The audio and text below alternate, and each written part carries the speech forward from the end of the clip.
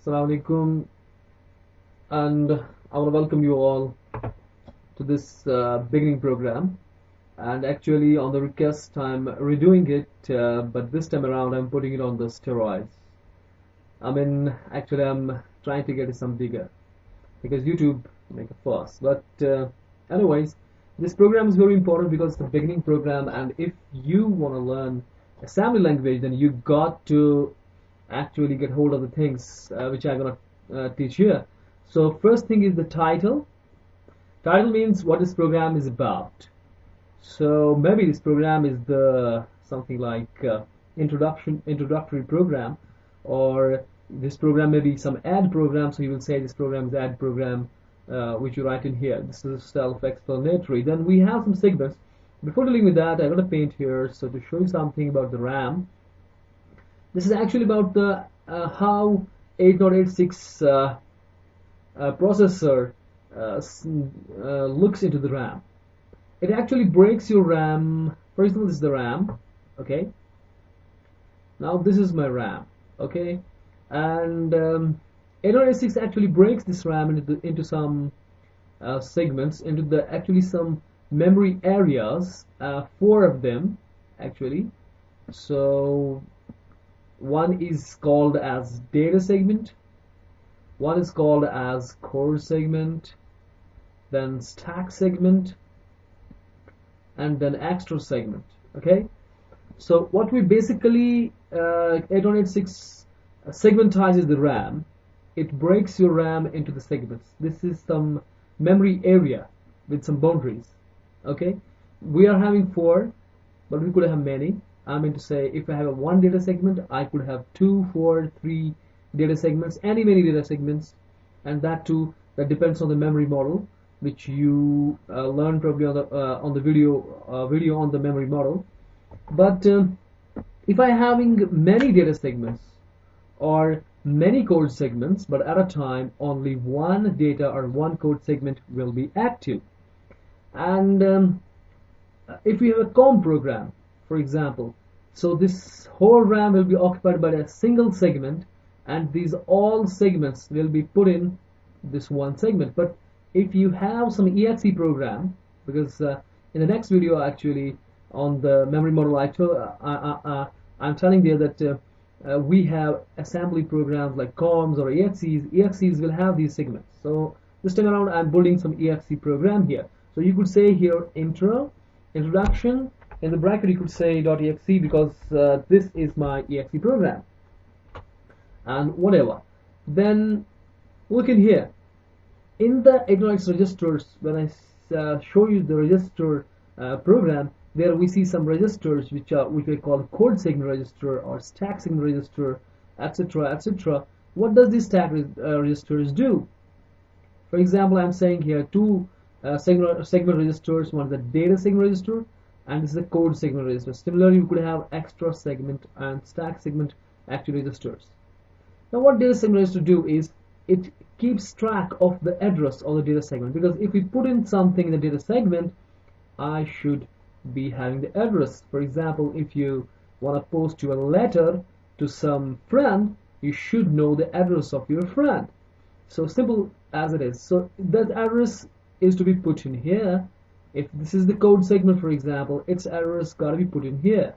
Similarly, other segment addresses have to be put in. We have to reserve the pointers actually to these addresses, which could later on point me to these addresses. And if I want to do something to these addresses and put in something here and get in something from here, so I could do it because I know the address. So if you know the address of your friend, you can go to your friend's house. But if you don't know, then don't worry, come to my house. Anyways, now what you got to do is you have to say that I have the segments. And what is the data segment? If you have some data, for example, you have some, like in if you have done C programming language, then we have integers, what you call data types. We could have floating point variables, whatever the data types you have, that you can put in here in the data segment. And the code, what you write actually, for example, this is the addition program. For example, you're writing the code for adding. That code program the code of the program, the name itself suggests something, that will be put in here. So this is the code, and the stack segment, which I will tell you in the later videos when we do something about functions, actually procedures here in this assembly language. About those procedures, those will be dealt in here. And extra segment is used for many things, which we will see definitely later on. So I'm going to my program here. This is a title, introduction, .exe. I told you it's a executable file. We want to do it because, and so we need to have segments. So first segment, I told you data segment, that is here, data segment.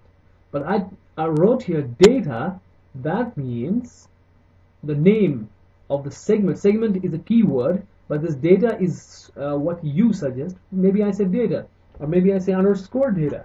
Maybe I say something else. This name will be the name of my segment. Okay? But to tell compiler that this segment is a data segment, that we do in here. Okay? So here compiler doesn't, I'm not sorry, compiler, but assembler will not understand that this is the data segment. Okay? But first of all, I'm saying the data here, it's actually for me that I want to put data part here. And when I say data segment, you have to end it also. So end, not only end, it is end s. And s means end segment. So if you start the segment here, you end segment here. Look at another segment here. Okay? But this is a code segment. And in the data segment, what I'm putting in is a message, MSG. Again, whatever I can write here, I can write anything. This is your choice. But dB, I'm writing here dB, this is a data byte. That means I'm defining data byte. That means I'm putting these letters J, U, and Y as one byte long. I could make it some 4 bytes long, some 10 bytes long. So then you have to use a different data type, which you see actually from the book. When you say dB for data byte, which will take exactly 1 byte, you could use 10 bytes, you could use quad bytes, or word sizes, or whatever you want. That you will see actually from the book. I don't have so much of time to tell you here. But this 10 and 13, this is actually for the new line. This is the ASCII code for the carriage return and the line field. So they will actually do one nothing. If you are not understanding, just remember aside that they will give you the next line, like in a C language \n. It's like that. And then this is the message which I want to print, that will be put in some double quotes, or you could say single quotes, no problem. Single quotes or double quotes, whatever you want to do, put in here. But end it with the dollar, because dollar means end of the string. So put in dollar here if it's the string. And this is the end segment. Then we have a code segment here. So code segment starts here and code segment ends here. Okay, code ends means end s. Okay. So now in a code segment, what I want to do is I want to put my code. But first thing is to say assembler that assembler, this code actually, that means this segment which I name it code is actually code segment. So that is CS. Assembler knows CS, okay, not this code. So you can put anything in here, then link with the CS. That means whatever you put in here, say for example you put in a Juni and write here but Juni, link it with the CS. That means assembler will understand that this code segment is nothing but a code segment. Understand? I have named it code segment, a relevant name. You could do something different, not a problem. And similarly, you got say data. This is a name what then put in here. I could have put in again some other name, but you gotta link it with the DS. Then this is start label. Start label is actually to say assembler that you gotta start from here. The actual code is from here. This is initiation point. Then this is called as a boilerplate code, because I told you that I have here the data segment address has to be put in the data segment register. That is done by these statements. Look at here. Move data to the AX. Okay? Because why could I say move data to the DS? Because I have to put the data, because the address of this data segment into the data segment register, DS register. But why I'm putting it first in the AX? Because I cannot load directly the segment registers. This is the memory offset, because this is in the memory here, okay, and this is the register. I cannot put memory addresses directly to the registers, so I have to use some general purpose register. That's why I told you AX accumulator in the register video, that this is the general purpose register. So I put in here first AX, then AX. What is an AX? This time the data, address of the data, that will be put in the DS. That means this DS will be linked with the data segment, this segment, okay? Then what I got to do is I want to print this message, journey and assembly, okay? So that's done by the interrupt. This is a DOS interrupt call 21H. This is the DOS interrupt call. We actually do it, we call actually operating system. A operating system do things for us. And operating system has, if you want to print message, then the DOS, when you call the DOS interrupt, you are actually calling DOS to do something, but that will be seen from the, what is an AH? Assembler will see at that time what is an AH register. AH, you know, AX, and AX is the register 16-bit. It's high end AH and low end AL. In a high end AH, it will be seen what is in it. It is 09H. So this is the function. 09 is a function actually. Then this function will be given to the DOS. Then DOS will come up what? That will come up with what is in the DX. You will see what is in the DX. In the DX, this time is the offset of the message. That is this message, MSG. It's offset. That means its address. So what DOS will do is it will see what is in a message, that is journey and assembly, up to the $sign. It will print it all on the say monitor.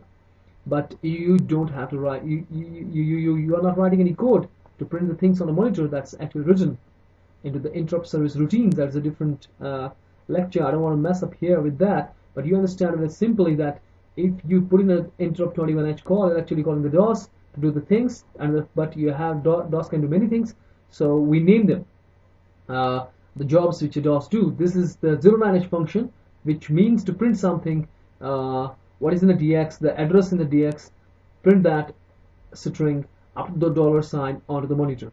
I'm running out of time, so I will be hurry up here. This is the last thing, again calling 21H, okay? This is a DOS interrupt call again, but this time loading first CH in the AH, okay? You could say this is putting 00 in AL. There's nothing in AL. We could simply use this thing only, or we could use move AX for C00H or like that.